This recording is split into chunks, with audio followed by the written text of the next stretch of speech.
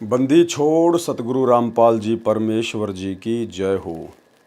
परम पिता परमात्मा सारी सृष्टि के रचनहार कुल मालिक असंख्य ब्रह्मांडों के स्वामी जगत गुरु तीनों लोकों में प्रवेश करके सबका भरण पोषण करने वाले राजाधिराज आत्माधार नाथों के नाथ देवों के देव महादेव सर्वेश्वर महेश्वर मृत्युंजय अजरो अमर आदि अनादि सनातनी प्रभु जगत पिता जगदीश्वर श्री श्री 1008 की उपाधि के वास्तविक अधिकारी अकाल मूर्त सौद स्वरूपी राम वासुदेव सर्वगतम ब्रह्म परम पूज्य परम संत परम पुरुष परम धनी परम दयालु सत्य कबीर हक्का कबीर अल्लाह अकबर बाखबर अल्लाह ताला जगत के तारणहार जगत के मुक्तिदाता जगत के जगन्नाथ हारे के सहारे हिंदुओं के राम मुसलमानों के अल्लाह सिखों के वाहिगुरु ईसाइयों के मसीह दया के सागर दया निधि करुणा के सागर करुणा निधि स्वयंभू परिभू संकट मोचन कष्ट हरण मंगल करण दुख भंजन अविगत कबीर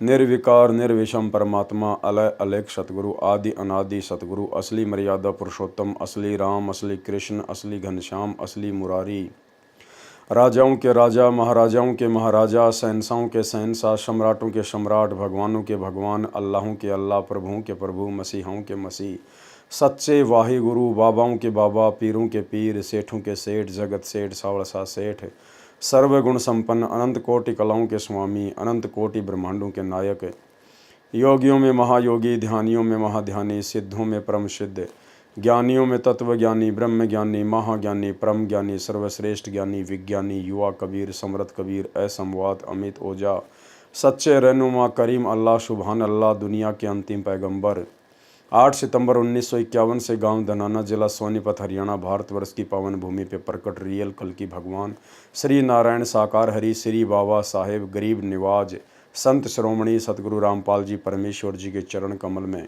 साध संगति से जुड़े हुए देश विदेश से हम सभी सत्सेवक भाई बहनों का अनंत कोटि दंडवत प्रणाम।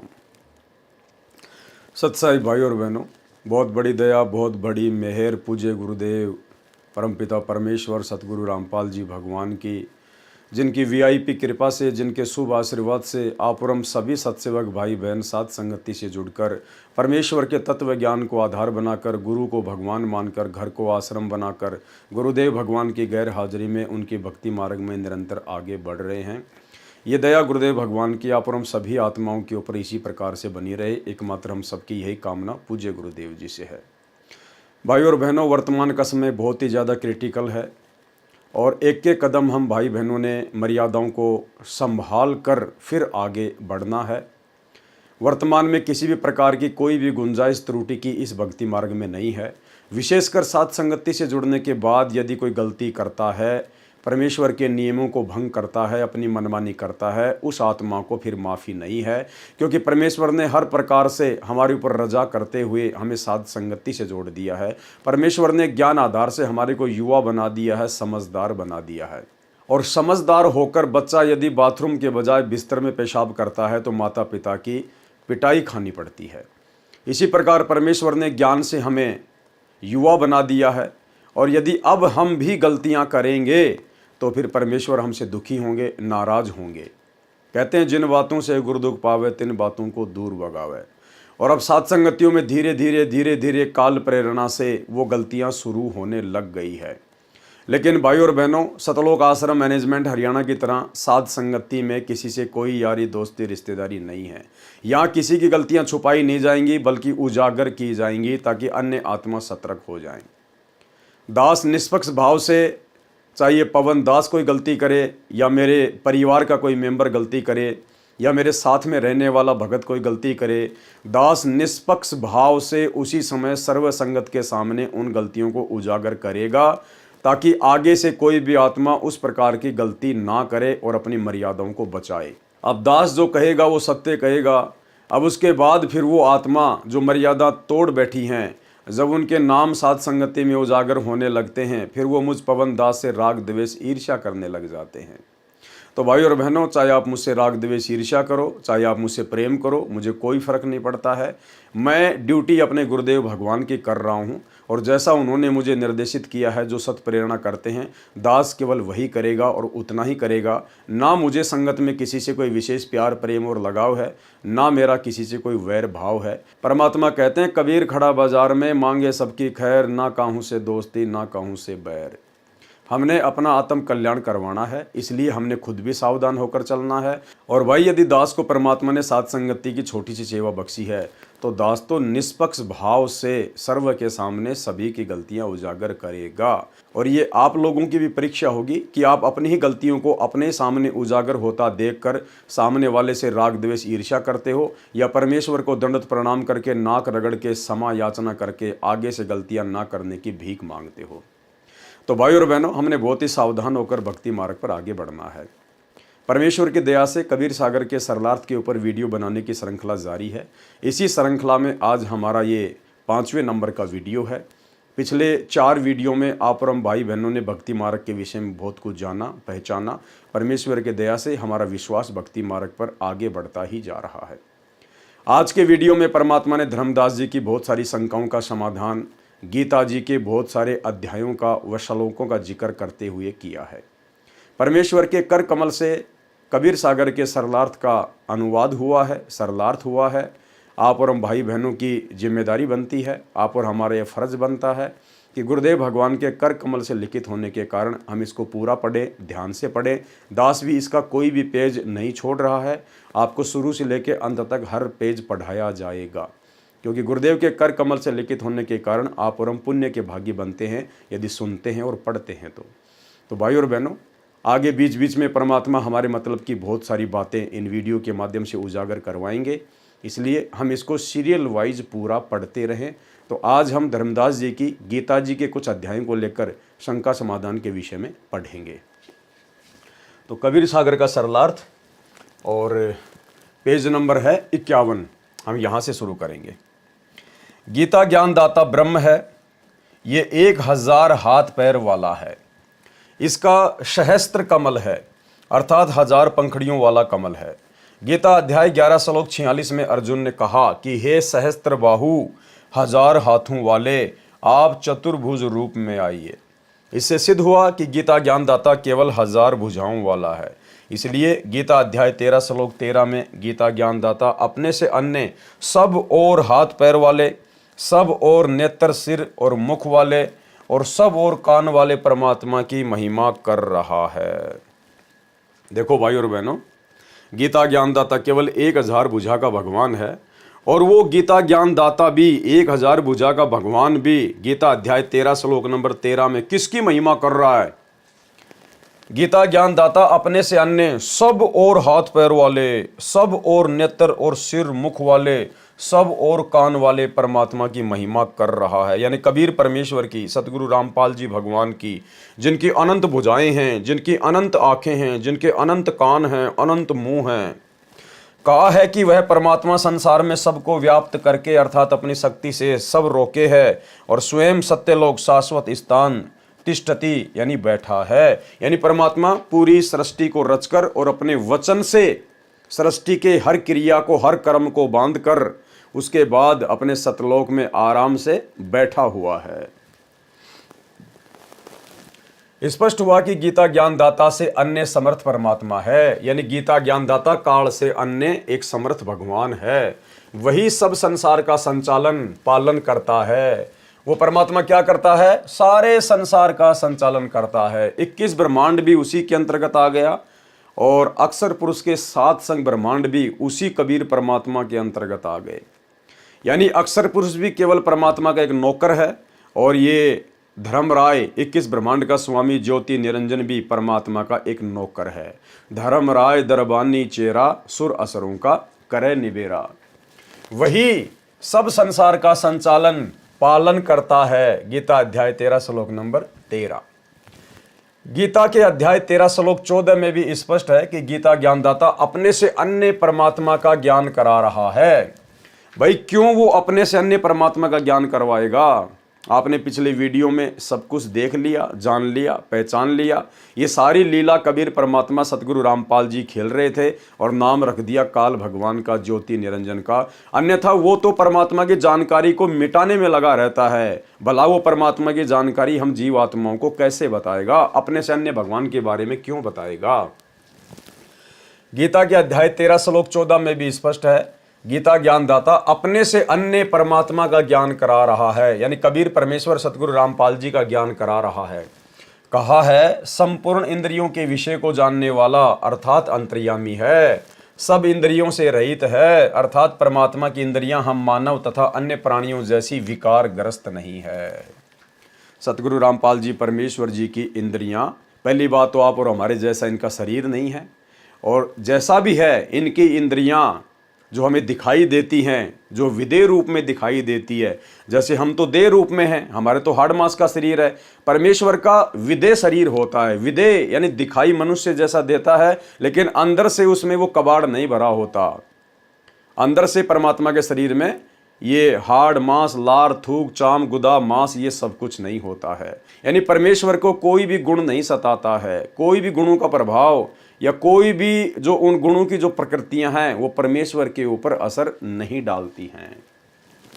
वह परमात्मा आसक्ति रहित है। ध्यान से सुनना भाई और बहनों, वह परमात्मा आसक्ति रहित है। आसक्ति यानी किसी भी चीज में उस परमेश्वर की इच्छा नहीं है।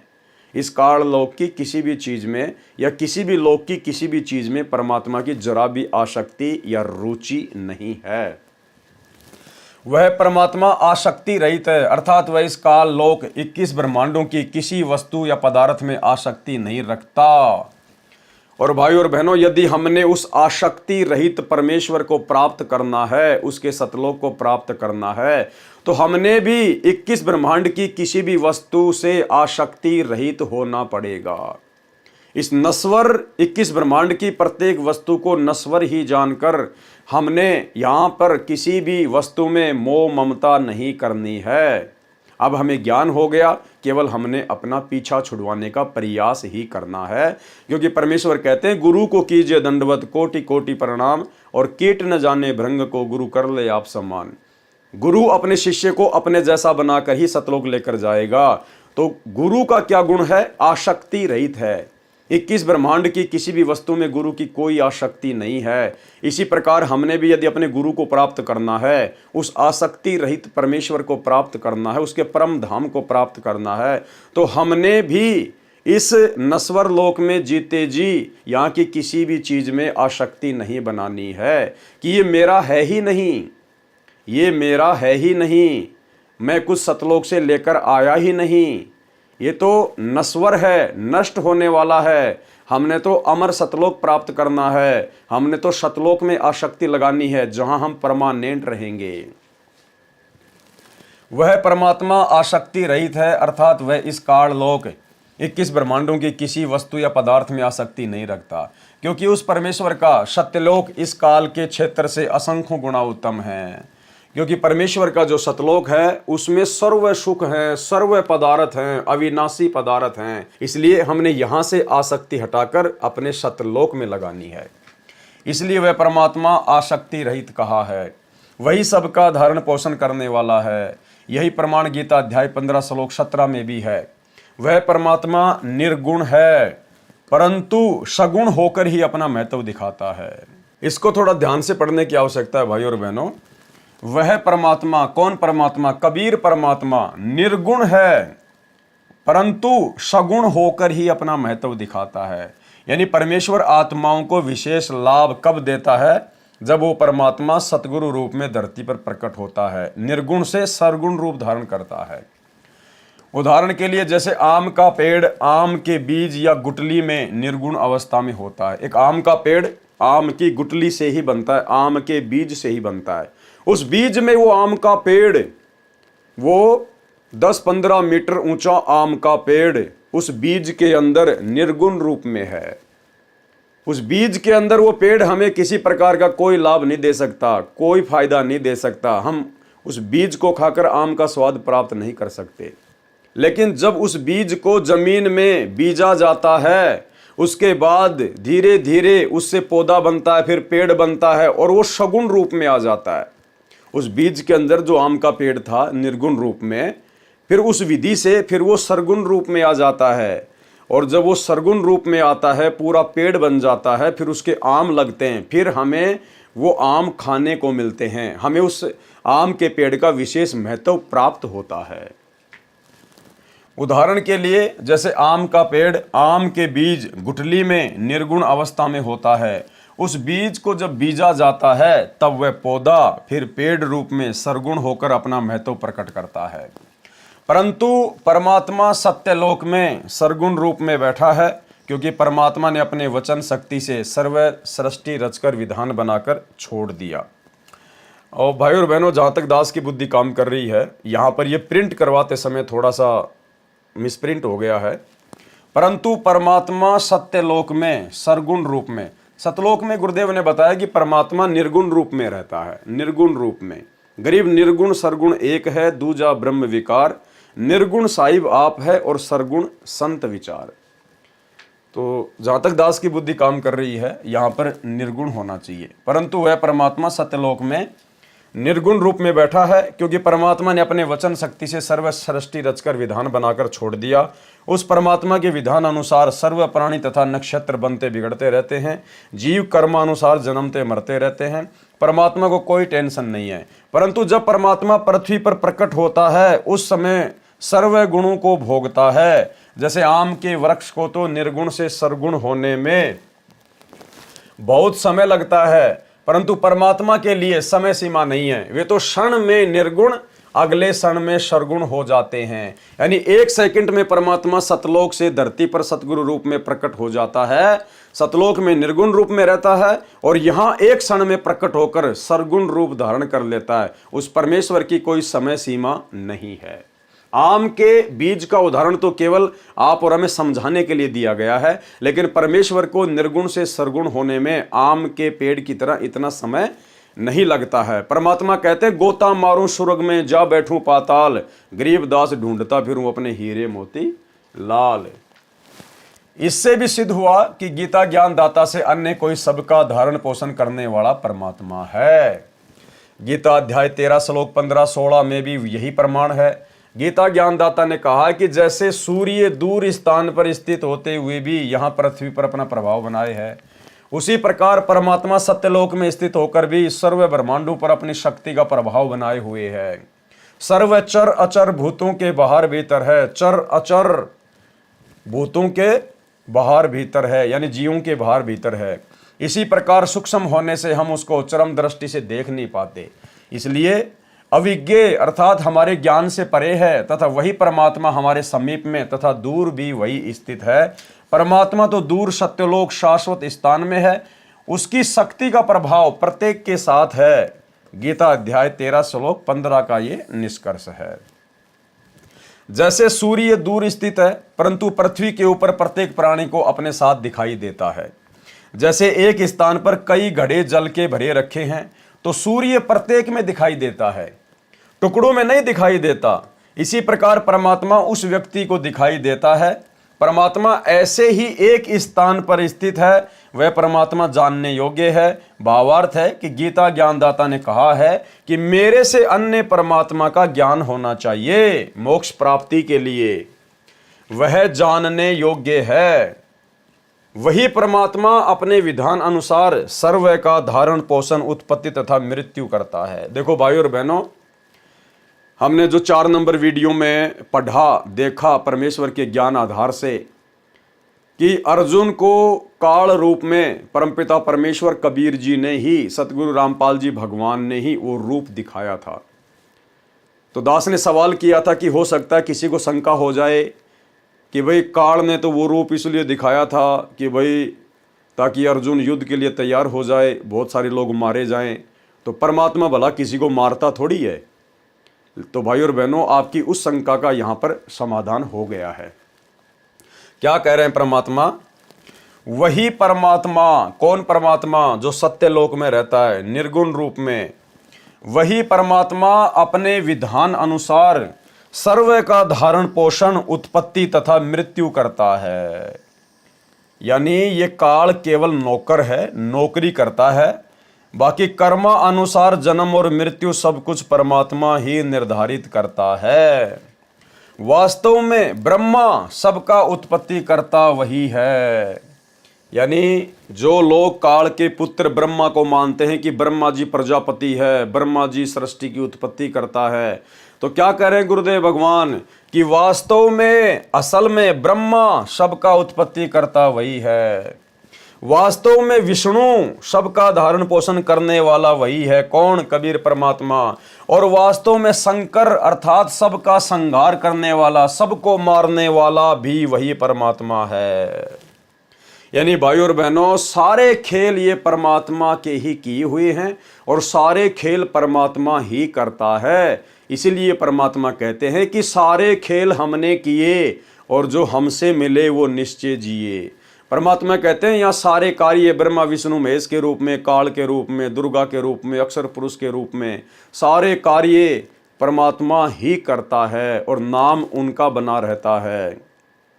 सारे काम हमने किए और हमसे मिले वो निश्चय जिए। हमसे मिले यानी जो उस कबीर परमात्मा की शरण में आ जाता है, जब वो भगवान सतगुरु रूप में धरती पर प्रकट होता है, उस समय जो उसकी शरण में आ जाता है, जो उससे मिल लेता है, उसके ज्ञान को समझ लेता है, भक्ति करता है, फिर वो निश्चय जिए, फिर वो सतलोक चला जाता है, फिर वो कभी नहीं मरता, हमेशा जीवित रहता है, अमर हो जाता है। वही परमात्मा अपने विधान अनुसार सभी का धारण पोषण, उत्पत्ति तथा मृत्यु करता है। वास्तव में ब्रह्मा सबका उत्पत्ति करता वही है। वास्तव में विष्णु सबका धारण पोषण करने वाला वही है। वास्तव में शंकर सबका संहार करने वाला वही है। अन्य ब्रह्मा विष्णु तथा शंकर तो केवल एक ब्रह्मांड के कर्ता धर्ता है, परंतु वह परमात्मा तो सर्व ब्रह्मांडों का ब्रह्मा विष्णु तथा शंकर रूप में अकेला ही है। जैसे भारतवर्ष में केंद्र का भी गृह मंत्री होता है तथा राज्यों में भी गृह मंत्री होते हैं। इससे सिद्ध हुआ कि गीता ज्ञानदाता ने अपने से अन्य समर्थ परमात्मा की महिमा बताई है। गीता ज्ञानदाता से अन्य कोई पूर्ण परमात्मा है? गीता अध्याय 13 श्लोक 16, गीता अध्याय 13 श्लोक 17 में गीता ज्ञानदाता ने अपने से अन्य परमात्मा की महिमा कही है, जो इस प्रकार है। वह दूसरा परमात्मा परम ब्रह्म सब ज्योतियों का भी ज्योति है, अर्थात सर्व प्रकाश स्रोत है। उसी अन्य समर्थ परमात्मा की शक्ति से सब प्रकाशमान है। काल क्या कह रहा है कि मेरे से अन्य कोई और परमात्मा है जो समर्थ है, जो सभी प्रकाशों का स्रोत है, और उसी अन्य समर्थ परमात्मा की शक्ति से सब कुछ चलायमान है, सब कुछ संचालित हो रहा है। और उस परमात्मा का प्रकाश सर्व से अधिक है, यानी सबसे ज्यादा नूर है उस परमात्मा का। उसकी शक्ति का कोई वार पार नहीं है। वह परमात्मा माया से अति परे कहा जाता है। वास्तव में निरंजन वही है। निरंजन यानी माया रहित परमात्मा तो वास्तव में कबीर भगवान सतगुरु रामपाल जी हैं। जो गीता ज्ञानदाता है यह माया सहित ज्योति निरंजन कहा जाता है। जो काल है ये तो माया सहित है, ये तो माया में लिप्त है, और जो कबीर भगवान है वो वास्तव में माया रहित है, निरंजन है। और ये काल को कहते हैं ज्योति निरंजन, और परमात्मा को कहते हैं निरंजन, निरंजन माया रहित। और काल क्या है? ज्योति निरंजन, ये माया सहित परमात्मा है। वह परमात्मा ज्ञान का भंडार है, वह जानने योग्य है, यानी उस परमात्मा को जानना चाहिए, उसकी पहचान करनी चाहिए। वह ज्ञान गम्यम तत्व ज्ञान द्वारा प्राप्त होने योग्य है। इस गीता अध्याय 13 श्लोक 17 में मूल पाठ में ज्ञानम ज्ञेयम ज्ञान गम्यम लिखा है, जिसका भावार्थ है कि ज्ञानम जो ज्ञान परमात्मा स्वयं पृथ्वी पर प्रकट होकर तत्व ज्ञान अपने मुख कमल से बोलता है, इसलिए वह ज्ञान रूप है, अर्थात ज्ञान का भंडार है। देखो भाइयों और बहनों, बिल्कुल स्पष्ट कर दिया है। गुरुदेव भगवान अपने मुख से इतना खुलकर नहीं बताएंगे, क्योंकि परमात्मा ज्ञान से अपनी पहचान करवाना चाहते हैं। और परमेश्वर ने यहाँ अपने विषय में खुलकर बताने में कोई कमी नहीं छोड़ी है कि तत्वदर्शी संत कौन होता है, तत्व ज्ञान कौन देता है, कौन दे सकता है। जो ज्ञान यानी जो तत्व ज्ञान परमात्मा स्वयं, परमात्मा कबीर जी खुद ही पृथ्वी पर प्रकट होकर तत्व ज्ञान अपने मुख कमल से बोलता है, यानी कबीर परमात्मा ही तत्व ज्ञान को अपने मुख कमल से धरती पर प्रकट होकर बोलते हैं। तो वर्तमान में उसी तत्व ज्ञान को 8 सितंबर 1951 से धरती पर प्रकट होकर कौन बोल रहा है? सतगुरु रामपाल जी परमेश्वर जी बोल रहे हैं। तो कौन हुए सतगुरु रामपाल जी परमेश्वर? स्वयं परमेश्वर हुए, कबीर भगवान हुए, अविनाशी अजरो अमर परमात्मा हुए। जो ज्ञान परमात्मा स्वयं पृथ्वी पर प्रकट होकर तत्व ज्ञान अपने मुख कमल से बोलता है, इसलिए वह ज्ञान रूप है, अर्थात ज्ञान का भंडार है। वह परमात्मा ज्ञेयम, ज्ञान ज्ञेयम उसी तत्व ज्ञान से जानने योग्य है तथा उसी तत्व ज्ञान से प्राप्त करने योग्य है। वह परमात्मा सभी प्राणियों के हृदय में स्थित है। जैसे सूर्य दूर स्थान पर होते हुए भी प्रत्येक घड़े के जल में दिखाई देता है, वह उन घड़ों में नहीं है, परंतु घड़ों के ऊपर अपना प्रभाव रखता है, उष्णता देता है। सूक्ष्म वेद में कहा है कि ब्रह्मा विष्णु शिव रे झुमकरा, नहीं सब बाजी के खंभ सुनो रे झुमकरा। कि ब्रह्मा विष्णु महेश ये आधार नहीं है, सर्व ठाम सब ठोर रे झुमकरा, सकल लोक भरपूर सुनो रे झुमकरा। वो परमात्मा कबीर, वो परमेश्वर ही सर्व ठाम यानी सब जगह पर, हर स्थान पर वो परमात्मा ही विद्यमान है। सकल लोक, सभी लोकों में उस परमात्मा की शक्ति भरपूर है। यही प्रमाण गीता अध्याय 18 श्लोक 61 में भी है। कहा है कि हे अर्जुन, शरीर रूप यंत्र में आरूढ़ हुए संपूर्ण प्राणियों को अंतर्यामी परमेश्वर अपनी माया अर्थात अपनी शक्ति से उनके कर्म अनुसार भ्रमण करवाता है। यानी ये जो आत्मा है, ये जो शरीर छोड़कर फिर दूसरे शरीर में जाती है, फिर तीसरे शरीर में जाती है, तो वो परमात्मा ही कर्म अनुसार इस जीव आत्मा को भ्रमण करवाता है, कर्म अनुसार अर्थात संस्कारों के अनुसार अच्छी बुरी योनियों में घुमाता है। वही सर्वशक्तिमान परमात्मा सर्व प्राणियों के हृदय में स्थित है, अर्थात विराजमान है। इसी प्रकार परमेश्वर की महिमा गीता अध्याय 13 श्लोक 17 में कही है। इससे सिद्ध हुआ कि गीता ज्ञानदाता ने अपने से अन्य पूर्ण परमात्मा की महिमा कही है। गीता अध्याय 13-17 का ये निष्कर्ष है। गीता अध्याय 13 श्लोक 18 में गीता ज्ञानदाता ने कहा है कि इस प्रकार क्षेत्र अर्थात शरीर, ज्ञानम तत्व ज्ञान और ज्ञेयम अर्थात जानने योग्य परमात्मा की महिमा मैंने संक्षेप में कही है। मेरा भगत पहले मुझे ही सर्वेस्वा जानकर मुझ पर आश्रित था, वह इस तत्व ज्ञान के आधार से मेरे भाव अर्थात मेरी शक्ति से परिचित होकर तथा उस समर्थ की शक्ति से परिचित होकर उपपदते उसके उपरांत भक्ति करके उसी भाव को प्राप्त होता है। गीता अध्याय 13 श्लोक 18। इसी प्रकार गीता अध्याय 13 श्लोक 19 में गीता ज्ञानदाता ने अपने से अन्य पुरुष अर्थात परमात्मा की महिमा कही है। कहा है कि प्रकृति और पुरुष दोनों ही अनादि हैं, प्रकृति और पुरुष दोनों ही अनादि है। यहाँ पर प्रकृति से तात्पर्य सतलोक की प्रकृति से है, जिसको पराशक्ति परानंदनी महान प्रकृति कहा जाता है। लेकिन जो सतलोक की प्रकृति है वो स्त्री रूप में नहीं है, वो परमेश्वर की शक्ति है। परमेश्वर की शक्ति का नाम है पराशक्ति परानंदनी। उसी शक्ति से परमेश्वर ने सतलोक में सर्व रचना की थी और सर्व ब्रह्मांडों को परमेश्वर ने रचा। और यहाँ की जो प्रकृति है 21 ब्रह्मांड की, ये है दुर्गा, ये स्त्री रूप है। कहा है कि प्रकृति और पुरुष दोनों ही अनादि हैं। पुरुष हो गया कबीर भगवान जो कि सतलोक में है, पुरुष यानी परमात्मा, और प्रकृति यानी उनकी शक्ति परानंदनी पराशक्ति जिससे परमात्मा सर्व ब्रह्मांडों को रचता है। दोनों ही अनादि हैं। यहाँ पर प्रकृति पुरुष का अर्थ पूर्ण परमात्मा है, ये दोनों अनादि हैं। इस प्रकृति का भावार्थ दुर्गा स्त्री रूप की तरह स्त्री रूप प्रकृति से नहीं है। जैसे सूर्य है तो उसकी प्रकृति उष्णता भी साथ ही है, यानी सूरज और सूरज की जो गर्मी है, जो उष्णता है यानी उसकी शक्ति। इसी प्रकार सत्य पुरुष तथा उसकी प्रकृति अर्थात शक्ति दोनों अनादि हैं। इस प्रकार विकार तथा तीनों गुण जिससे उत्पन्न हुए वह अन्य प्रकृति है। ये जो विकार और तीनों गुण जिससे उत्पन्न हुए हैं, कहते हैं वो तो दूसरी प्रकृति है, उसका नाम है दुर्गा, उससे उत्पन्न हुए हैं, ऐसा जान। गीता अध्याय 7 श्लोक 4 व 5 में 2 प्रकृति कही हैं, एक जड़ और दूसरी चेतन दुर्गा देवी। यहाँ पर दूसरी प्रकृति दुर्गा कही है। गीता अध्याय 13 श्लोक 19 का ये सारांश है। गीता अध्याय 13 श्लोक 20 में भी अन्य पुरुष यानी परमात्मा का वर्णन है। गीता प्रेस गोरखपुर से प्रकाशित गीता के इस श्लोक के अनुवाद में पुरुष का अर्थ परमात्मा होता है।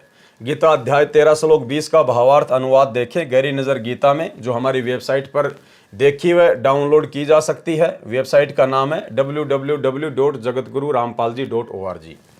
गीता अध्याय 13 श्लोक 21 में भी अन्य पुरुष यानी परमात्मा का वर्णन है। इसके अनुवाद में गीता प्रेस गोरखपुर से प्रकाशित में पुरुष का अर्थ पुरुष ही किया है। ये ठीक है, पुरुष का अर्थ परमात्मा होता है। प्रकरणवश पुरुष का अर्थ मनुष्य भी किया जाता है, क्योंकि परमात्मा ने मनुष्य को अपने स्वरूप के अनुसार बनाया है। इसलिए कहा जाता है नर नारायण रूप है तू ना समझ दे। यानी भाइयों और बहनों, आप और हमें जो ये नर देह मिली है, परमात्मा कहते हैं ये कोई सामान्य नहीं है, नर नारायण देह है, नर नारायण रूप है। क्या कह रहे हैं परमात्मा कि हे नर, हे इंसान, तेरा जो शरीर है, तेरा जो रूप है, ये नारायण के जैसा है, परमात्मा के जैसा है। नर नारायण रूप है तू ना समझ दे। इसको मात्र तू एक शरीर मत समझ, इसको मात्र तू एक देही मत समझ। ये भगवान का रूप है, जिससे भक्ति करके तू यहाँ से सदा सदा के लिए मुक्त हो सकता है। भाई और बहनों, ये जो मनुष्य योनि है, ये अन्य 84 लाख योनियों से भिन्न है। यानी 84 लाख योनियां तो अलग हैं, और जो मनुष्य शरीर है ये परमात्म रूप है। हम परमात्मा के अंश हैं। हमें परमेश्वर ने अन्य 84 लाख योनियों में शामिल नहीं किया, अन्य 84 लाख योनियों से भिन्न है हम। परमात्मा एक अपने शब्द में कहते हैं ना कि यो सौदा फिर नाहि रे संतो, यो सौदा फिर नाहि, नर नारायण दे पाए के तू फिर 84 जाई। यानी नर नारायण दे पाए के, भगवान जैसा शरीर प्राप्त करके और भक्ति ना करके तू फिर से 84 लाख योनियों में जाना चाहता है। इसका मतलब 84 लाख योनियां अलग हैं, और ये देह हमें जो परमात्मा ने दी है, उत्तम देह, सर्वश्रेष्ठ देह, जिससे परमात्मा पाया जा सकता है। परमात्मा के ही जैसा हमारा रूप है, हमरे ही उणियार है हमारा सृजनहार। यानी हमें उत्पन्न करने वाला परमात्मा भी हमारे ही जैसा है। नर नारायण रूप है तू ना समझ दे। 84 लाख प्रकार के जीवों से मानव देह उत्तम है। यानी 84 लाख अलग हो गई, और मानव देह जो उत्तम है ये अलग है। गीता अध्याय 13 श्लोक 22 में भी गीता ज्ञानदाता ने अपने से अन्य परमात्मा का प्रत्यक्ष प्रमाण बताया है। गीता प्रेस गोरखपुर से प्रकाशित गीता में इस श्लोक का अर्थ बिल्कुल गलत किया है। यथार्थ अनुवाद जैसे पूर्व के श्लोकों में वर्णन आया है कि परमात्मा प्रत्येक जीव के साथ ऐसे रहता है जैसे सूर्य प्रत्येक घड़े के जल में स्थित दिखाई देता है। उस जल को अपनी उष्णता दे रहा है, अपनी गर्मी दे रहा है। इसी प्रकार परमात्मा प्रत्येक जीव के हृदय कमल में ऐसे विद्यमान है जैसे सौर ऊर्जा संयंत्र जहां भी लगा है तो वह सूर्य से उष्णता प्राप्त करके ऊर्जा संग्रह करता है। इसी प्रकार प्रत्येक जीव के साथ परमात्मा रहता है। इसलिए इस श्लोक गीता अध्याय 13 श्लोक 22 में कहा है कि वह परमात्मा सब प्रभुओं का भी स्वामी होने से महेश्वर, सबका धारण पोषण करने से कर्ता, सत्यलोक में बैठा प्रत्येक प्राणी की प्रत्येक गतिविधि को देखने वाला होने से उपद्रष्टा, जीव परमात्मा की शक्ति से सर्व कार्य करता है। जीव परमात्मा का अंश है। जीव क्या है? परमात्मा का अंश है। रामायण में भी कहा है ईश्वर अंश जीव अविनाशी। यानी ये जो जीव आत्मा है ये परमात्मा का अंश है और ये अविनाशी है। मरता तो केवल शरीर है, जिस कारण से जीव को कुछ भी अपने किए कर्म का सुख दुख भोगता है तो अपने अंश के सुख दुख का परमात्मा को भी एहसास होता है। देखो कितनी गहरी बात है भाई और बहनों। जब वो कबीर परमात्मा सतलोक को त्याग कर सरगुण रूप धारण करके धरती पर तत्वदर्शी संत की भूमिका में प्रकट होता है, और उस समय यदि यहाँ पर किसी भी जीव को कोई भी कष्ट होता है, कोई परेशानी होती है, तो सरगुण रूप में प्रकट उस सतगुरु को भी सुख और दुख का एहसास होता है। इसलिए हमारे गुरुदेव भगवान हमें लड़ाई झगड़ा ना करने के लिए जो है आदेशित करते हैं। हमें परमात्मा चींटी तक को बेवजह सताने के लिए मना करते हैं। क्यों? क्योंकि चाहे कोई उनकी शरण में है या नहीं है, चाहे कोई मनुष्य देह में है या अन्य योनियों के देह में है, जब परमात्मा सतगुरु रूप में धरती पर प्रकट होता है सरगुण रूप में और हम सभी उसके अंश हैं, चाहे गधा, कुत्ता, सुअर, कीट, पतंग, मक्खी, मच्छर, इंसान, हम सब उस परमेश्वर के अंश हैं। और जब यहाँ पर किसी भी जीव को कोई परेशानी होती है, कोई दुख होता है, कोई तकलीफ होती है, तो सरगुण रूप में धरती पर प्रकट उस सतगुरु को भी दुख और सुख का एहसास होता है। इसलिए भाइयों और बहनों, सन 2016 में सतलोक आश्रम मैनेजमेंट हरियाणा वालों ने, यानी गुरुदेव भगवान के छोटे कलयुगी भाई काल प्रेरित महेंद्र ने मुझ पवन दास को मरवाने के लिए हिसार और दिल्ली से 2 गाड़ियां भरकर जो गुंडे भेजे थे, सार नामी भगत, जिसमें उनका मुखिया बनकर आया था सतलोक आश्रम का वर्ल्ड कोऑर्डिनेटर देशराज मान, जो कि उत्तर प्रदेश के शामली आश्रम का संचालक है। ये 10-12 लोग मुझ पवन दास को जानवर की तरह बेसबॉल से, हॉकी से, रोड़ों से मार कर गए थे, पीट कर गए थे। वीडियो मैंने आपको पहले भी दिखाया था, फिर एक बार आपको दिखा देता हूं, देखिए। छोड़ सतगुरु रामपाल जी महाराज जी की जय हो। परमात्मा की सही क्या हुआ था, ये करीब आज 2-3 दिन से यहाँ बैठे हैं ये लोग। दास के पास में जो परवेश भगत है, एक दिल्ली वाला, क्लिप ले रहे हैं, मैं कर रहा हूं। उसका दास के पास में फोन आया था 2 दिन पहले कि हम आपसे जयपुर में मिलना चाहते हैं, हम आपसे मीटिंग करना चाहते हैं, और आप ये जो बरवाला कांड की जो सच्चाई की जो पुस्तक आपने छापी है, जो कलयुगी भाई की साजिश बरवाला कांड, इसको आप भक्तों में बांटना बंद कर दो और आप जाके एक बार आप गुरुजी से मिल लो, हम आपको गुरुजी के पास में लेके चलेंगे। दास ने उनको मना कर दिया कि मेरे परमात्मा ने मुझे सारे सबूत मुझे दे रखे हैं, मुझे केवल उन सबूतों के आधार से मुझे केवल सच्चाई पे चलना है। तो उसके बाद में दास ने उनसे जमुल के मिलने की परमिशन नहीं दी। फिर इन्होंने क्या किया कि जोधपुर से डॉक्टर रामेश्वर भगत जी हैं, जो कि मतलब डॉक्टर हैं, नशा मुक्ति केंद्र वहाँ पे वो चलाते हैं। इन्होंने उन भगत जियों को जो मतलब मोहरा बनाया कि हम डॉक्टर भगत जी को बीच में डाल के हम पवन से हम जयपुर में हम मिलें। तो फिर जो प्रवेश था दिल्ली वाला, उसने डॉक्टर रामेश्वर जांगड़ जी जो जोधपुर से हैं उनको फोन किया, उनको जयपुर बुलाया। और पहले ये लोग आए, खाली जो मतलब 3 आदमी थे, प्रवेश दिल्ली वाला और देशराज दिल्ली वाला, जो जो जो मतलब महेंद्र उर्फ जो मतलब मोहनलाल है, उसका खास आदमी है, राइट हैंड है वो। और डॉक्टर भगत जी को लेके और शिफ्ट गाड़ी में ये तीनों आए। डॉक्टर भगत जी का फोन आया, दास ने कहा कि भगत जी आप दास के मतलब घर पे आ जाओ, यहीं पे उन भाइयों का भंडारा भी हो जाएगा। तो डॉक्टर भगत जी उनको यहाँ लेके आ गए, दास मार्केट से सब्जी वगैरह लेके आ गए उनके साथ में। वहाँ आए, बैठे, परमात्मा ने मतलब उनको चाय पिलवाई। उसके बाद में भक्तमती उनके लिए भंडारा तैयार करने लग गई और हम तीनों की आपस में बातचीत होनी शुरू हो गई। वो दास को सबूतों के आधार से कन्विंस नहीं कर पाए।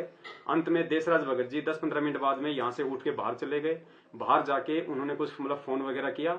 उसके बाद में एक गाड़ी डीएल नंबर की और आई। गाड़ी का नंबर हम लोग जो मतलब देख नहीं पाए हम, खाली मतलब डीएल ही मतलब जो मतलब भगत जी बता रहे कि भगत जी ने देखा था कि खाली मतलब डीएल नंबर तक मुझे ध्यान है। और वो लोग यहाँ आए, उस गाड़ी में 5-6 लोग और आए तकरीबन।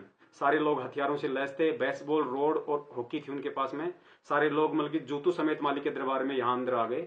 और आते ही सबसे पहले उन्होंने दास को थप्पड़ मारा। थप्पड़ मारने के बाद में जितने भी जो लोग थे सबने दास के ऊपर ताबड़तोड़ हमला कर दिया। तकरीबन 7-8 मिनट तक उन्होंने दास को हॉकी, बेसबॉल और रोड से जो मतलब नीचे पटक के उन्होंने दास को बुरी तरीके से मारा है।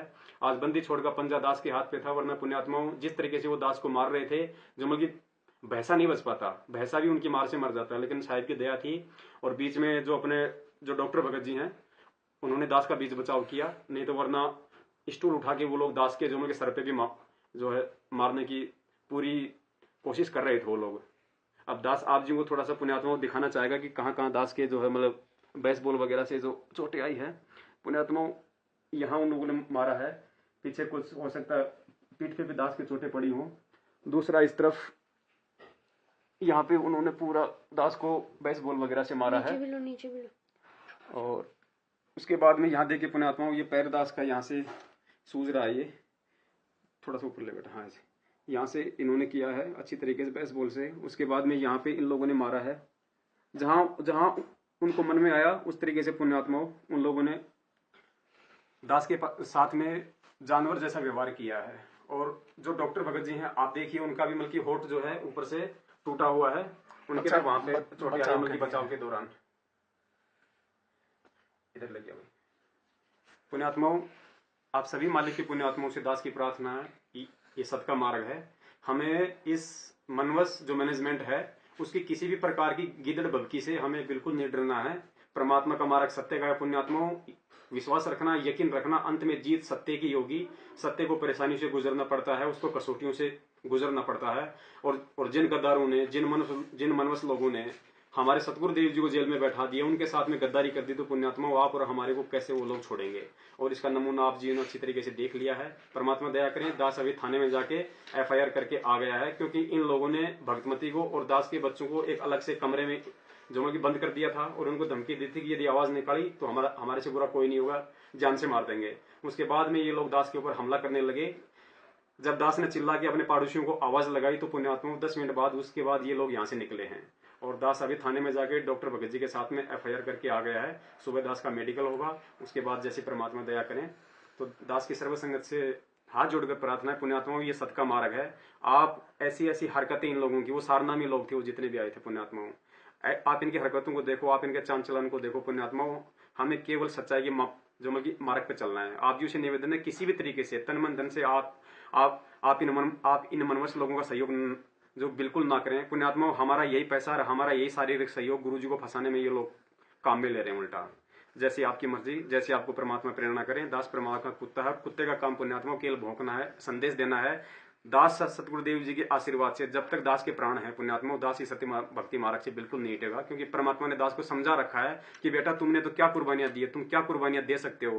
पहले जो पुण्य आत्माएं थी, जो मंसूर जैसी थी, जो ईसा मसीह जैसे थे पुण्यात्मा, उनका तो शरीर का कतरा कतरा उन मनवस लोगों ने काट फेंका था, लेकिन उन्होंने कभी उन्होंने जो मतलब सत्य के साथ में रहे, झूठ के आगे कभी वो झुके नहीं। तो पुण्यात्मा हम तो असली बंदी छोड़ के बच्चे हैं और साक्षात परमात्मा ने अपने शरण में लिया है।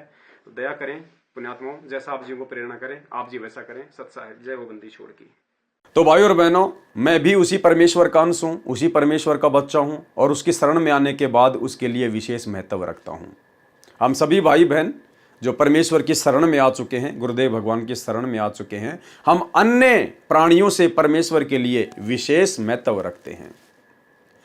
और उनकी शरण में आने के बाद यदि फिर उनके भगत को कोई मारता है या पीटता है, जानवरों जैसा सलूक करता है, तो भाई और बहनों, परमेश्वर के इस लेख के अनुसार उन्होंने उस जीवात्मा को नहीं पीटा, उस भगत को नहीं पीटा, उन्होंने अपने सतगुरुदेव भगवान की पिटाई की है। क्योंकि जब सतगुरु का भगत पिटता है, दुख उठाता है, तो सतगुरु को भी सुख और दुख महसूस होता है। तो वो सोचे कि हम तो पवनदास की पिटाई करके आ गए, लेकिन उन्होंने तो अपने बाप की पिटाई कर डाली, अपने गुरुदेव भगवान को सताया है, अपने गुरुदेव को दुखी किया है। और जो अपने गुरु को दुखी करता है, जो अपने गुरु भाई बहनों को दुखी करता है, उनकी पिटाई करता है, परमात्मा के संतों को जो सताता है, उसके विषय में परमेश्वर ने फिर क्या बताया। तो अपने अंश के सुख दुख का परमात्मा को भी एहसास होता है।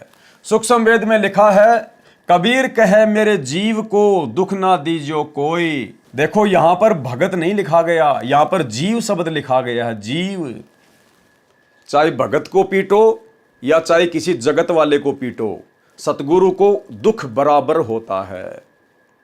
कहते हैं कबीर मेरे जीव को दुख ना दीजियो कोई, और भगत दुखाए मैं दुखी मेरा आपा भी दुखी होए। परमात्मा कहते हैं अगर मेरे भगत को कोई दुखी करेगा तो परमात्मा कहते हैं मैं भी बराबर दुखी होता हूं, मुझे भी उस दुख का बराबर एहसास होता है। तो सोचिए भाई और बहनों, ऐसी निकम्मी आत्माओं के साथ में आने वाले समय में क्या बनेगी, जो वर्तमान में इन आश्रमों के संचालन बनकर घूम रहे हैं, जो वर्ल्ड कोऑर्डिनेटर बनकर घूम रहे हैं, जिन लोगों ने मुझ पवन दास के साथ में दुर्व्यवहार किया, परमेश्वर को दुखी किया। कबीर कहे मेरे जीव को दुख ना दीजियो कोई, भगत दुखाए मैं दुखी मेरा आपा भी दुखी होए।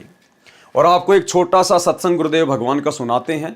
सतयुग में राजा अमरीश को जब दुर्वासा जी ने दुखी किया तो फिर दुर्वासा ऋषि के साथ में क्या बनी, और अंत में दुर्वासा ऋषि को राजा अमरीश के पैर पकड़ने पड़े, माफ़ी मांगनी पड़ी।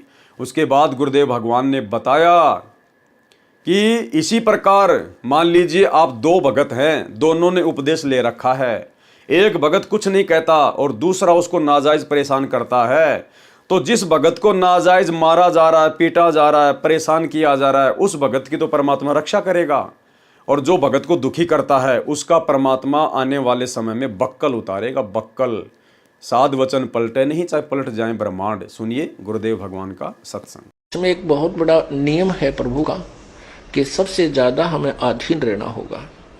आप दो भक्त हैं, दोनों ने उपदेश ले रखा है, और तुम आपस में झगड़ा करते हो और एक भक्त कुछ नहीं कहता, दूसरा उसको नाजायज परेशान करने की चेष्टा करता है, तो परमात्मा उस जो भक्त की रक्षा करेगा। और वो भी बेशक भक्त है, जो बेमतलब बकवाद करके दूसरे को तंग कर रहा है भक्त को, तो उसको हानि पहुंचाएगा, जबकि दोनों भक्त ही है। तो भाई और बहनों, आने वाले समय में इन बड़े बड़े परम भक्तों के साथ में जिन्होंने बड़ी बड़ी गलतियां कर दी हैं, साथ संगतियां रुकवा कर, साथ संगत वाले भाई बहनों को मार कर, पीट कर, गाली गलौज करके, उल्टे कुकर्म करके, भक्तों की मर्यादा तोड़वा के, आने वाले समय में इन परम भक्तों के साथ में क्या बनेगी आपकी आंखों के सामने होगा।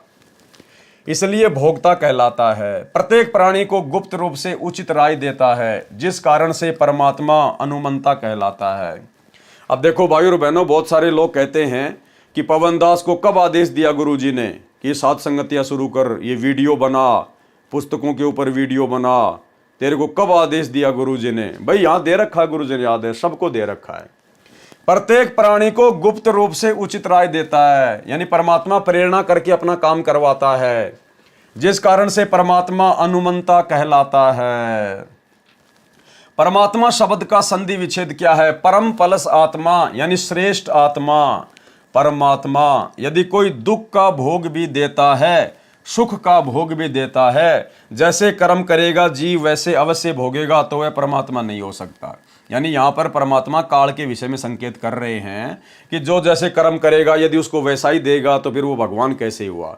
भगवान तो वो होता है जो नीचे आकर जीव को कौन से कर्म करने चाहिए, कौन से कर्म नहीं करने चाहिए, और जब जीव भगवान के शरण में आ जाता है तो परमात्मा फिर उसके कर्मों को काट देता है, उसके कर्मों का सत्यानाश कर देता है, धर्मराज के कागजों को फाड़ देता है, उसको कहते परमात्मा। और जो जैसा किए जाएगा वैसा ही भोगे जाएगा, तो फिर वो परमात्मा नहीं है, वो तो फिर काल है, शैतान है कि सत का राज धर्म राय कर ही और अपना किया सबे दंड बरही। वह श्रेष्ठ आत्मा नहीं होता। जैसे इस काल ब्रह्म के लोक में विधान है कि जैसा कर्म करोगे वैसा फल आपको भगवान अवश्य देगा। तो ये प्रभु स्वामी तो है परंतु परमात्मा नहीं है। इस मानव शरीर में पर यानी दूसरा पुरुष यानी परमात्मा जो जीव के साथ अभिन्न रूप से रहता है, जैसे सूर्य प्रत्येक को अपनी ऊर्जा देता है, उसी प्रकार ये दूसरा परमात्मा यानी कबीर परमात्मा उपरोक्त महिमा वाला है। जैसे सौर ऊर्जा से जो बल्ब जगता है उसमें सूर्य होता है, यानी सूर्य की ऊर्जा कार्य करती है, इसी प्रकार पूर्ण परमात्मा की भूमिका समझें। गीता अध्याय 13 श्लोक 23 में भी अन्य पुरुषम यानी परमात्मा बताया है। कहा है कि जो संत उपरोक्त प्रकार से पुरुषम परमात्मा प्रकृति तथा गुणों सहित जानता है, वह संत साधक सब प्रकार से परमात्मा में लीन वर्तमान में रहता हुआ पुनर्जन्म को प्राप्त नहीं होता, अर्थात उसका पूर्ण मोक्ष हो जाता है। यानी जो साधक इस काल को जान लेता है, इस प्रकृति को जान लेता है, इनके गुणों को जान लेता है, इनके कर्मों को जान लेता है और तत्व ज्ञान से उस पूर्ण परमात्मा की पहचान कर लेता है, और जो आजीवन मर्यादा में रह के भक्ति करता है, तो फिर वो काल के झंझट से मुक्त हो जाता है, मोक्ष प्राप्त हो जाता है, अर्थात उसका पूर्ण मोक्ष हो जाता है। गीता अध्याय 13 श्लोक 24 में भी अन्य परमात्मा का वर्णन है, जो गीता ज्ञानदाता से अन्य है। कहा है कि जो परमात्मा सूर्य के सदृश जीवात्मा के साथ अभेद रूप से रहता है, उसको साधक ध्यान द्वारा दिव्य दृष्टि से हृदय में देखते हैं, जैसे बिजली को टेस्टर द्वारा देख लेते हैं। अन्य साधक ज्ञान सुनकर विश्वास करके परमात्मा का अस्तित्व स्वीकार कर लेते हैं। यानी परमात्मा की पहचान करने की ये बहुत सारी विधि बताई गई है कि कोई तो अपने घट के अंदर अपनी भक्ति से, अपने ध्यान से परमात्मा को देख लेता है, उसकी शक्ति को देख लेता है, तो वो विश्वास कर लेता है, जैसे बिजली को टेस्टर द्वारा देख सकते हैं। दूसरे प्रकार के जो भगत हैं वो ज्ञान सुनकर विश्वास करके परमात्मा का अस्तित्व स्वीकार कर लेते हैं। कुछ एक भगत ऐसे हैं जो ज्ञान सुनकर और भगवान के अस्तित्व को स्वीकार कर लेते हैं कि हाँ भाई परमात्मा है, भगवान होता है, वो इस प्रकार से विश्वास कर लेते हैं। अन्य भक्तजन कर्म योगेन परमात्मा के कर्मों अर्थात लीलाओं को देखकर परमात्मा का अस्तित्व जान लेते हैं। जैसे संसार में लगभग 7 अरब जनसंख्या है, किसी का भी चेहरा एक दूसरे से नहीं मिलता। कवि ने कहा है, कई अरब बनाए बंदे आंख नाक हाथ लगाए, एक दूसरे के नाल कोई भी रलदेर नहीं रलाए। यानी 7-8 अरब की जनसंख्या पूरे विश्व की है, लेकिन किसी भी मानव शरीरधारी स्त्री या पुरुष का चेहरा आपस में नहीं मिलता है। तो ये परमेश्वर का चमत्कार है, ये उसकी लीला है। तो कई लोग इस प्रकार से भी भगवान के ऊपर विश्वास कर लेते हैं कि भाई परमात्मा के बिना ये नहीं हो सकता, कोई तो शक्ति है, कोई तो परम शक्ति है जो ये सब कुछ कर रहा है। यह भी सिद्ध होता है कि कोई सर्वज्ञ शक्ति है, उसे परमात्मा कहा जाता है। कुछ भक्तजन परमात्मा के इस प्रकार के कार्य देखकर परमात्मा को मानते हैं। गीता अध्याय 12 श्लोक 25 में कहा है कि जो शिक्षित नहीं और जो न ध्यान करते हैं, न ज्ञान को समझ पाते हैं और न वे परमात्मा की संरचना से परमात्मा को समझ पाते हैं, वे अन्य शिक्षित विद्वान व्यक्तियों से परमात्मा की महिमा सुनकर मान लेते हैं कि जब यह शिक्षित और ज्ञानी व्यक्ति कह रहा है तो परमात्मा है। फिर वे उपासना करने लग जाते हैं। वे उसे सुनने के कारण परमात्मा के अस्तित्व को मानकर उपासना करने के कारण इस मृत्युलोक मृत्यु संसार से पार हो जाते हैं। गीता अध्याय 13 श्लोक 26 में तो इतना ही कहा है कि सर्व प्राणी क्षेत्र अर्थात दुर्गा के शरीर तथा क्षेत्रज अर्थात गीता ज्ञानदाता क्षर ब्रह्म के संयोग से उत्पन्न होते हैं। ध्यान रहे, गीता ज्ञानदाता ने गीता के इसी अध्याय 13 के श्लोक 1 में कहा है कि क्षेत्र तो शरीर को कहते हैं तथा जो शरीर के विषय में जानता है उसे क्षेत्रज कहते हैं। गीता अध्याय 13 श्लोक 2 में कहा है कि इस काल लोक 21 ब्रह्मांड के क्षेत्र में जितने प्राणी उत्पन्न होते हैं वे दुर्गा जी तथा काल भगवान के संयोग से होते हैं, अर्थात नर मादा से काल प्रेरणा से काल सृष्टि उत्पन्न होती है। गीता अध्याय 13 श्लोक 27 में अन्य परमेश्वर स्पष्ट है जो गीता ज्ञानदाता से अलग है, भिन्न है। जैसे पूर्व के श्लोकों में प्रमाण सहित बताया गया है कि परमेश्वर प्रत्येक प्राणी के शरीर में हृदय में ऐसे बैठा दिखाई देता है जैसे सूर्य जल से भरे घड़ों में दिखाई देता है। इसी प्रकार इस श्लोक 27 में कहा है कि परमेश्वर हृदय में बैठा है। जब प्राणी का शरीर नष्ट हो जाता है तो भी परमेश्वर नष्ट नहीं होता। जैसे कोई घड़ा फूट गया, उसका जल पृथ्वी पर बिखर गया और पृथ्वी में समा गया तो भी सूर्य तो यथावत है। इसलिए परमेश्वर अविनाशी है। जो संत परमात्मा को इस दृष्टिकोण से देखता है वह सही जानता है, वह तत्वज्ञानी संत है। इस श्लोक गीता अध्याय 13 श्लोक 27 में परमेश्वर शब्द लिखा है जिससे भी गीता ज्ञानदाता से अन्य परमात्मा का बोध होता है। आओ जाने परमेश्वर का संधि विच्छेद क्या है। परम प्लस ईश्वर यानी परमेश्वर सर्वश्रेष्ठ भगवान। व्याख्या, ईश का अर्थ है स्वामी प्रभु मालिक, वर का अर्थ है श्रेष्ठ पति। ईश तो गीता ज्ञानदाता है। क्षर पुरुष अर्थात क्षर ब्रह्म जो केवल 21 ब्रह्मांडों का ईश अर्थात भगवान है।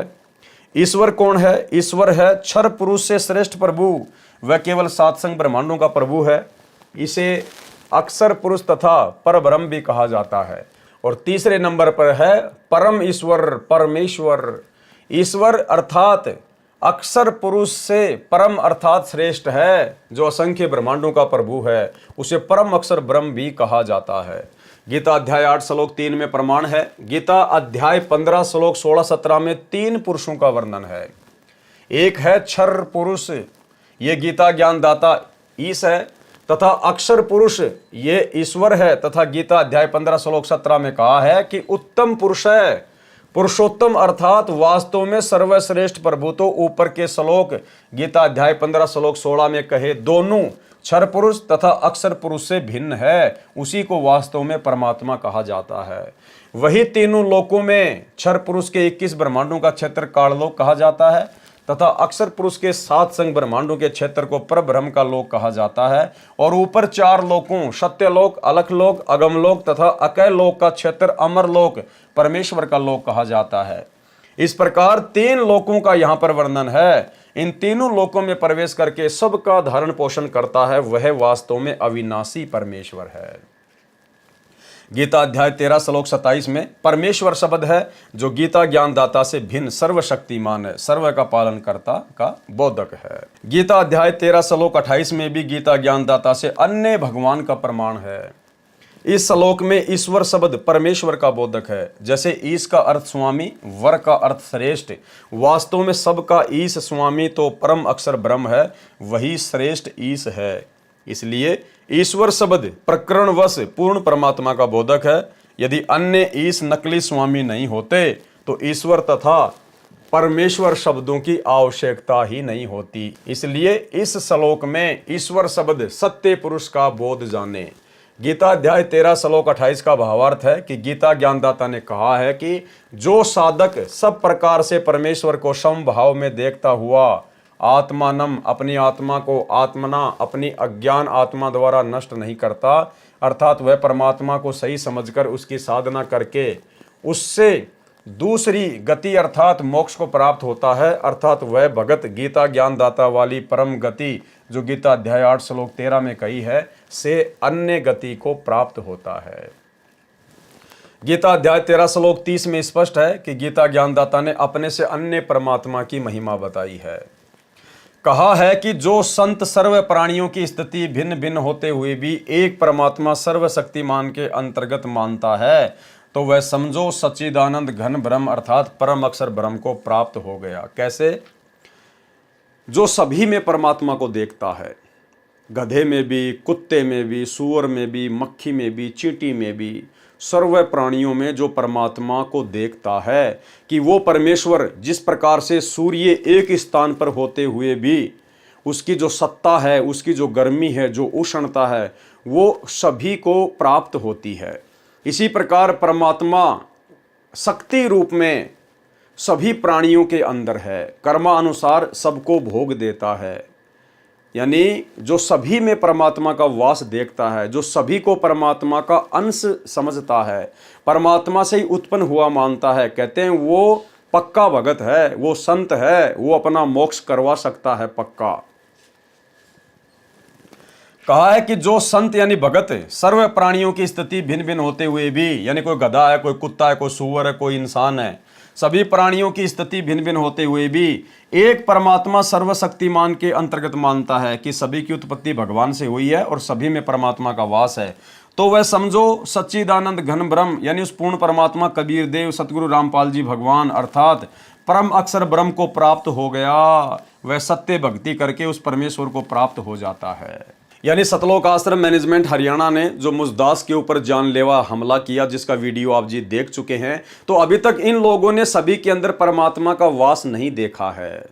इन लोगों को अभी वो ज्ञान नहीं है, तत्व ज्ञान नहीं है, ये पूर्णतया मोक्ष के अधिकारी अभी तक नहीं हैं। गीता अध्याय 13 श्लोक 31 में भी गीता ज्ञानदाता ने अपने से अन्य परमात्मा के विषय में कहा है। इस श्लोक में परमात्मा शब्द है जिसकी स्पष्ट परिभाषा गीता अध्याय 15 श्लोक 17 में बताई है। कहा है कि जो उत्तम पुरुष अर्थात सर्वश्रेष्ठ प्रभु है वह तीनों लोकों में प्रवेश करके सबका धारण पोषण करता है। वह वास्तव में अविनाशी परमेश्वर है, उसी को परमात्मा कहा जाता है। वह क्षर पुरुष तथा अक्षर पुरुष से अन्य है।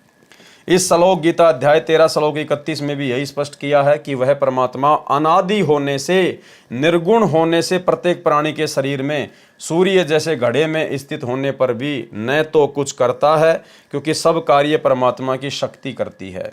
जैसे घड़े के जल में सूर्य दिखाई देता है, उससे जल गर्म हो रहा है, वह सूर्य करता नहीं दिखाई देता, उसकी उष्णता कर रही है। सूर्य कुछ नहीं करता, दिखता है, और न परमात्मा उस शरीर में लिप्त होता है। जैसे सूर्य घड़े के जल में लिप्त नहीं होता। गीता अध्याय 13 श्लोक 32 में भी यही प्रमाण है। गीता अध्याय 13 श्लोक 33 में आत्मा और शरीर की स्थिति बताई है। गीता अध्याय 13 श्लोक 34 में गीता ज्ञानदाता ने अपने से अन्य परमेश्वर की जानकारी दी है। कहा है कि जिस प्रकार क्षेत्र यानी शरीर तथा क्षेत्रज गीता ज्ञानदाता के भेद को तथा कर्म करते करते भक्ति करके काल की प्रकृति अर्थात काल जाल से मुक्त जो साधक ज्ञान नेत्रों द्वारा जानकर तत्वदर्शी संत की खोज करके शास्त्र अनुकूल साधना करके तत्व ज्ञान को समझकर उस परम अर्थात दूसरे परब्रह्म परमात्मा को प्राप्त होते हैं। उपरोक्त विवरण से स्पष्ट हुआ कि गीता ज्ञानदाता से अन्य पूर्ण परमात्मा है, जिसकी भक्ति की साधना करके साधक उस पूर्ण परमात्मा को प्राप्त हो जाता है। जो गीता अध्याय 15 श्लोक 4 में वर्णित है कि तत्व ज्ञान की प्राप्ति के पश्चात परमेश्वर के उस परम पद को खोजना चाहिए, जहां जाने के पश्चात साधक फिर लौटकर संसार में कभी नहीं आता। सारांश पूर्वोक्त परमाणु से तथा इस गीता अध्याय 13 के उपरोक्त परमाणु से स्पष्ट हुआ कि गीता ज्ञानदाता से अन्य परम अक्षर ब्रह्म अर्थात पूर्ण परमात्मा है, जिसके शरण में जानने के लिए गीता ज्ञानदाता ने गीता अध्याय 18 श्लोक 62 व 66 में कहा है वही पूर्ण मोक्षदायक है, वही पूजा करने योग्य है, वही सबका रचनहार है, वही सबका पालनहार धारण करने वाला सर्व सुखदायक है, उसको परमात्मा कहा जाता है। प्रसन्न किया गया फिर यहां पर अक्षर का अर्थ अविनाशी होता है। आपने गीता अध्याय 15 श्लोक 16 में भी अक्षर पुरुष को भी नाशवान बताया है, कृपया स्पष्ट करें। उत्तर दिया, यह सत्य है कि अक्षर का अर्थ अविनाशी होता है, परंतु प्रकरणवश अर्थ अन्य भी होता है। गीता अध्याय 15 श्लोक 16 में कहा है कि क्षर और अक्षर ये पुरुष यानी प्रभु इस लोक में हैं, ये दोनों तथा इनके अंतर्गत जितने भी जीव हैं वे नाशवान हैं, आत्मा किसी की भी नहीं मरती। फिर गीता अध्याय 15 श्लोक 17 में स्पष्ट किया है कि पुरुषोत्तम तो उपरोक्त दोनों प्रभुओं से अन्य है, वही अविनाशी है, वही सबका धारण पोषण करने वाला वास्तव में अविनाशी है। गीता अध्याय 8 श्लोक 3 में तत् ब्रह्म को परम अक्षर ब्रह्म कहा है। अक्षर का अर्थ अविनाशी है, परंतु यहां परम अक्षर ब्रह्म कहा है, इससे भी सिद्ध हुआ कि अक्षर से आगे परम अक्षर ब्रह्म है, वह वास्तव में अविनाशी है। प्रमाण, जैसे ब्रह्मा जी की आयु 100 वर्ष बताई जाती है, देवताओं का वर्ष कितने समय का है? सुनो, 4 युग, सतयुग, त्रेता युग, द्वापर तथा कलयुग का एक चतुर्युग होता है। इन चारों युगों को मिलाकर एक चतुर्युग कहलाता है, जिसमें मनुष्यों के 43,20,000 वर्ष होते हैं। 1008 चतुर्युग का ब्रह्मा जी का दिन और इतनी ही रात्रि होती है। ऐसे 30 दिन रात्रि का एक महीना तथा 12 महीने का ब्रह्मा जी का एक वर्ष हुआ। ऐसे 100 वर्ष की श्री ब्रह्मा जी की आयु है। श्री विष्णु जी की आयु श्री ब्रह्मा जी से 7 गुना अधिक है, यानी 700 वर्ष। श्री शंकर जी की आयु श्री विष्णु जी से 7 गुना अधिक, यानी 4900 दिव्य वर्ष। ब्रह्म यानी काल क्षर पुरुष की आयु 70,000 शंकर की मृत्यु के पश्चात एक ब्रह्म की यानी काल की मृत्यु होती है, अर्थात क्षर पुरुष की मृत्यु होती है। इतने समय का अक्षर पुरुष का एक युग होता है, और ऐसे ऐसे 1000 युग का अक्षर पुरुष का एक दिन होता है। अक्षर पुरुष की आयु गीता अध्याय 8 श्लोक 17 में कहा है। अनुवाद, आज तक सर्व अनुवादकर्ताओं ने उचित अनुवाद नहीं किया, सबने ब्रह्मा का 1000 चतुर्युग लिखा है, ये गलत है। मूल पाठ में सहस्त्र युग लिखा है, न कि चतुर सहस्त्र युग। इसलिए गीता अध्याय 8 श्लोक 17 का अनुवाद ऐसे बनता है, कैसे? ब्रह्मणे अक्षर पुरुष का जो दिन है वह 1000 युग की अवधि वाला जानते हैं, वे जना व्यक्ति दिन रात को जानने वाले हैं, यानी वो तत्वदर्शी संत ही जान सकता है। भावार्थ, इस श्लोक में ब्रह्म शब्द मूल पाठ में नहीं है और न ही चतुर्युग शब्द मूल पाठ में है। इसमें ब्रह्मण शब्द है जिसका अर्थ है सच्चिदानंद घन ब्रह्म, अर्थात परम अक्षर ब्रह्म होता है।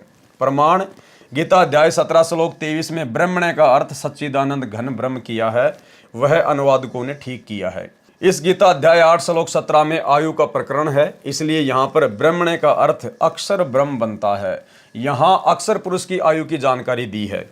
अक्षर पुरुष का एक दिन उपरोक्त 1000 युग का होता है, यानी 70,000 शंकर की मृत्यु के पश्चात एक क्षर पुरुष यानी काल की मृत्यु होती है। वह समय एक युग अक्षर पुरुष का होता है। ऐसे बने हुए 1000 युग का अक्षर पुरुष का दिन तथा इतनी ही रात्रि होती है। ऐसे 30 दिन रात्रि का एक महीना तथा 12 महीनों का अक्षर पुरुष का एक वर्ष तथा 100 वर्ष की अक्षर पुरुष की आयु है। इसके पश्चात इसकी मृत्यु होती है। इसलिए गीता अध्याय 15 श्लोक 16 में क्षर पुरुष तथा अक्षर पुरुष दोनों नाशवान कहे हैं। गीता अध्याय 15 श्लोक 17 में जो वास्तव में अविनाशी परमात्मा कहा है, यह परमात्मा सर्व प्राणियों के नष्ट होने पर भी नाश में नहीं आता। यानी कबीर परमात्मा सतगुरु रामपाल जी का किसी भी देश काल और परिस्थिति में विनाश नहीं होता, इसलिए इनको अकाल मूर्त कहा जाता है। प्रमाण, गीता अध्याय 8 श्लोक 20 से 22 में स्पष्ट है कि वह परम अक्षर ब्रह्म सब प्राणियों के नष्ट होने पर भी कभी नष्ट नहीं होता। उदाहरण, जैसे सफेद मिट्टी के बने कप प्लेट होते हैं, उनका ज्ञान है कि हाथ से छूटे और पक्के फर्श पर गिरे और टूटे, अर्थात नाशवान क्षर हैं। यह स्थिति तो क्षर पुरुष की जानो, यानी जो काल है, जो क्षर पुरुष है, ये तो समझो चीनी मिट्टी का कोई एक जो है वो पात्र है जो पक्की फर्श पे गिरा और टूट गया। दूसरे नंबर पर अक्षर पुरुष दूसरे कप प्लेट स्टील यानी लोहे के बने हों, वे बहुत समय उपरांत जंग लगकर नष्ट होते हैं। सिगरेट टूटते हुए नष्ट नहीं होते। मिट्टी के बने कप प्लेट की तुलना में स्टील के कप प्लेट चिरस्थायी हैं, अविनाशी प्रतीत होते हैं, परंतु है नाशवान। इसी प्रकार स्थिति अक्सर पुरुष की जानो। और तीसरे नंबर पर हैं परम अक्षर ब्रह्म, कबीर परमात्मा। तीसरे कप प्लेट सोने के बने हों, वे कभी नष्ट नहीं होते, उनको जंग नहीं लगता। ये स्थिति परम अक्षर ब्रह्म की जानो। ये वास्तव में अविनाशी है, इसलिए प्रकरणवश अक्षर का अर्थ नाशवान भी होता है, वास्तव में अक्षर का अर्थ अविनाशी परमात्मा होता है। यानी जहां पर अक्षर शब्द अक्षर पुरुष के लिए आएगा वो तो नाशवान है, और जहां पर अक्षर शब्द परम अक्षर ब्रह्म यानी कबीर जी के लिए आएगा तो वास्तव में अक्षर का अर्थ वहां पर अविनाशी परमात्मा होता है। उदाहरण के लिए गीता अध्याय 8 श्लोक 11 मूल पाठ में अनुवाद है। इस श्लोक में अक्षर का अर्थ अविनाशी परमात्मा के लिए है। वेद विद तत्वदर्शी संत अर्थात वेद के तात्पर्य को जानने वाले महात्मा जिसे अविनाशी कहते हैं। देखो भाई और बहनों, आप लोगों को समझ में आ जाना चाहिए परमेश्वर सतगुरु रामपाल जी भगवान के विषय में कि ये नाशवान है या फिर अविनाशी हैं। आज हमारे गुरुदेव तत्वदर्शी संत की भूमिका निभा रहे हैं, तत्व ज्ञान का प्रचार कर रहे हैं। अब तत्व ज्ञान को जानने वाले तत्वदर्शी महात्मा को यहां पर अविनाशी कहा गया है। क्या कहा गया है? इस श्लोक में अक्षर का अर्थ अविनाशी परमात्मा के लिए है। तत्वदर्शी संत अर्थात वेद के तात्पर्य को जानने वाले महात्मा जिसे अविनाशी कहते हैं। तो आज भाई वेद के तात्पर्य को जानने वाला एकमात्र तत्वदर्शी धरती पर कौन है? सतगुरु रामपाल जी। तो ये अविनाशी परमात्मा है। और वैसे भी गुरुदेव भगवान ने हमें संध्या आरती में गुरुदेव के अंग में बहुत अच्छे से समझा रखा है, लेकिन हम लोग ध्यान नहीं देते। मेरे गुरुदेव भगवान दियो काट काल की फांसी। पहली चौपाई क्या आती है? अवगुण किए घनेरे फिर भी भले बुरे हम थारे। हम किससे अर्ज कर रहे हैं? अपने गुरुदेव भगवान से, क्योंकि हम गुरुदेव के अंग के तहत गुरुजी से प्रार्थना कर रहे हैं, मेरे गुरुदेव भगवान। अवगुण किए घनेरे फिर भी भले बुरे हम थारे, और दास को जान के निपट नादान मोहे बख्श दियो अविनाशी। हम अपने गुरुदेव को अविनाशी कह रहे हैं। और यहां पर भी जिसको तत्व ज्ञान होता है, जो वेद के तात्पर्य को जानने वाला है, तत्वदर्शी संत अर्थात वेद के तात्पर्य को जानने वाले महात्मा जिसे अविनाशी कहते हैं। साधना रत आसक्ति रहित साधक जिस लोक में प्रवेश करते हैं और जिस परमात्मा को चाहने वाले साधक ब्रह्मचर्य अर्थात शिष्य परंपरा का आचरण करते हैं, उस पद को तेरे लिए मैं संक्षेप में कहूँगा। तो यहाँ पर सतगुरु रामपाल जी भगवान अविनाशी सिद्ध होते हैं। अविनाशी, क्योंकि अविनाशी परमात्मा ही तत्वदर्शी संत की भूमिका निभाकर तत्व ज्ञान को प्रकट करता है। अन्य कोई सतलोक का भेद नहीं बता सकता। इसलिए हम सभी भाई बहनों ने अपने गुरुदेव को ही परम अक्षर ब्रह्म जानकर, अपना इष्ट जानकर, अविनाशी परमात्मा जानकर, उस कागज की दाढ़ी मूछ वाली कबीर जी की समझे जाने वाली फोटो को घर से बाहर कर दिया है। इस श्लोक में अक्षर का अर्थ अविनाशी परमात्मा ठीक है। कबीर जी ने सूक्ष्म वेद में कहा है कि गुरु बिन काहू न पाया ज्ञाना, जो थोता बूझ छड़े मूड किसाना। गुरु बिन वेद पढ़े जो प्राणी, समझन सार रहे अज्ञानी। हम जो शुरुआती वीडियो था पार्ट नंबर 1, उसमें हम इसका खुलासा कर चुके हैं। फिर धर्मदास जी ने प्रश्न किया जिंदा महात्मा जी से, प्रश्न धर्मदास जी का। गीता अध्याय 4 श्लोक 6 में गीता ज्ञानदाता ने कहा कि मैं अजन्मा और अविनाशी रूप होते हुए भी, समस्त प्राणियों का ईश्वर होते हुए भी अपनी योग माया से प्रकट होता हूँ। इसमें श्री कृष्ण जी अपने आप को समस्त प्राणियों का अविनाशी ईश्वर कह रहे हैं, अपने को अजन्मा भी कहा है। तो उत्तर दिया जिंदा महात्मा रूप में कबीर परमात्मा सतगुरु रामपाल जी ने, उत्तर जिंदा परमेश्वर जी का। हे धर्मदास जी, गीता ज्ञानदाता ने कहा है कि जितने प्राणी मेरे 21 ब्रह्मांड में मेरे अंतर्गत हैं, मैं उनका श्रेष्ठ प्रभु अर्थात ईश्वर हूं, ना कि सबका। यही प्रमाण गीता अध्याय 15 श्लोक 18 में भी है। गीता ज्ञानदाता ने कहा है कि मैं लोक वेद यानी सुनी सुनाई बातों के आधार से अपने 21 ब्रह्मांडों वाले लोक में पुरुषोत्तम प्रसिद्ध हूं, भगवान प्रसिद्ध हूं मैं यहाँ, क्योंकि मैं शरीरधारी प्राणियों से तथा अविनाशी जीव आत्मा से भी श्रेष्ठ हूँ, जो मेरे अंतर्गत मेरे 21 ब्रह्मांडों में है। वास्तव में पुरुषोत्तम तो कोई अन्य ही है, जिसका वर्णन गीता अध्याय 15 श्लोक 17 में बताया गया है। यानी काल तो केवल अपने 21 ब्रह्मांडों में आप और हम जीवों के ऊपर ही पुरुषोत्तम है, परमात्मा है। सर्व ब्रह्मांडों में पुरुषोत्तम नहीं है। सर्व ब्रह्मांडों में तो कबीर परमात्मा सतगुरु रामपाल जी ही पुरुषोत्तम है। गीता के अध्याय 4 श्लोक 6 में यह कहा है कि मैं अज यानी अजन्मा, अर्थात मैं तुम्हारी तरह जन्म नहीं लेता, मैं लीला से प्रकट होता हूं, जैसे गीता अध्याय 10 में विराट रूप दिखाया था। फिर कहा है कि मेरी आत्मा अमर है। फिर कहा है कि अपनी लीला से उत्पन्न होता हूं। यहां पर उत्पन्न होने की बात है, क्योंकि यह काल भ्रम अक्सर पुरुष के एक युग के उपरांत मरता है। फिर उस समय एक ब्रह्मांड का विनाश हो जाता है, जैसा कि आपने ऊपर के प्रश्न के उत्तर में पढ़ा। फिर दूसरे ब्रह्मांड में सर्व जीव आत्माएं चली जाती हैं। काल ब्रह्म की आत्मा भी चली जाती है, वहां इसको पुनः युवा शरीर प्राप्त होता है। इसी प्रकार देवी दुर्गा की मृत्यु होती है, फिर काल ब्रह्म के साथ ही इसको भी युवा शरीर प्राप्त होता है। यानी भाई और बहनों, जब 70,000 ये त्रिलोकीय शंकर भगवान मर जाते हैं, तो उस समय एक काल मरता है, और एक काल के मरते ही एक ब्रह्मांड का पूरी तरह से विनाश हो जाता है। फिर कबीर परमात्मा सतगुरु रामपाल जी अपनी शक्ति से, जैसा उन्होंने विधान बना रखा है, इस काल को और दुर्गा को और इस ब्रह्मांड के सभी प्राणियों को दूसरे ब्रह्मांड में परमात्मा बीज रूप में रख देता है।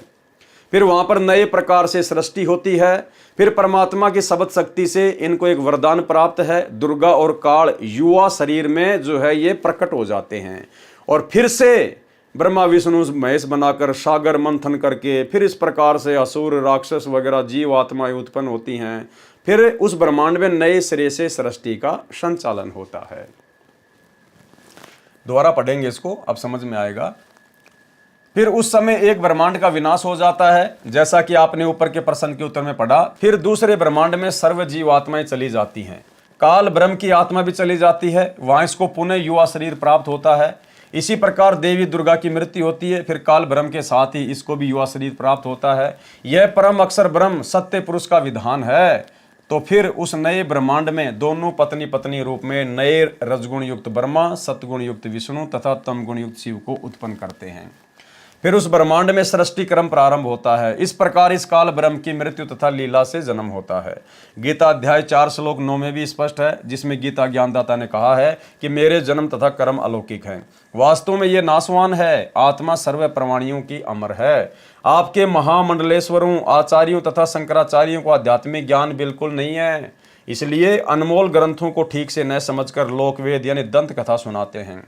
आप देखें, इसी गीता अध्याय 4 श्लोक 5 में स्वयं कह रहा है कि हे अर्जुन, तेरे और मेरे बहुत जन्म हो चुके हैं, उन सबको मैं जानता हूं, तू नहीं जानता। इसका अभिप्राय ऊपर स्पष्ट कर दिया है। संवाद का अर्थ उत्पन्न होना।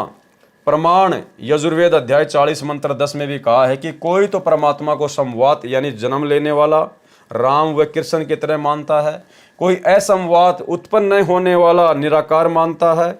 अर्थात तत्वदर्शी संत जो सत्य ज्ञान बताते हैं उनसे सुनो, वे बताएंगे कि परमात्मा उत्पन्न होता है या नहीं। अब भाई और बहनों, परमात्मा की उत्पत्ति के बारे में परमात्मा के अलावा कौन बता सकता है?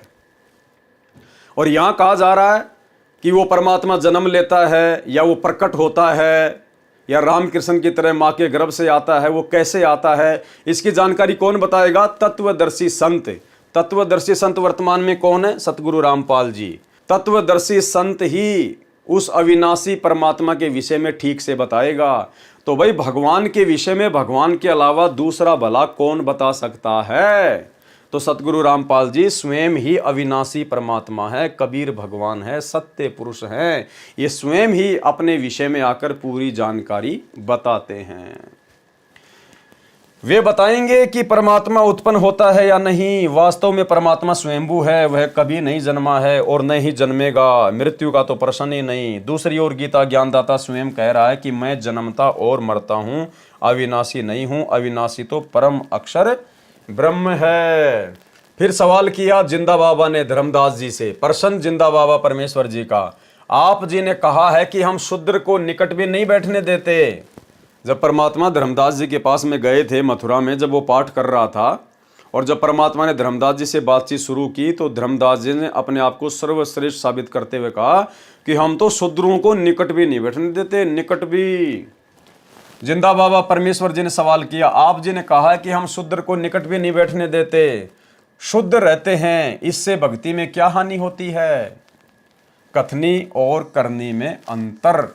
भाई और बहनों, आज कबीर सागर के सरलार्थ के ऊपर इस 5वें नंबर के पार्ट में केवल इतना ही, क्योंकि भाई और बहनों, परमात्मा ने जैसा लिखा है हम वैसा ही पढ़ेंगे। ठीक है, इस पार्ट में कुछ विशेष समझने योग्य नहीं था, 2-4 पॉइंट थे जो परमेश्वर ने दया बख्शी, अपनी वास्तविक स्थिति से हमें परिचित करवाया कि तत्वदर्शी संत स्वयं जो है प्रकट होकर अपना तत्व ज्ञान देता है और परमात्मा के विषय में तत्वदर्शी संत ही बता सकता है। तो परमात्मा के विषय में तो भाई परमात्मा के अलावा कोई नहीं बता सकता।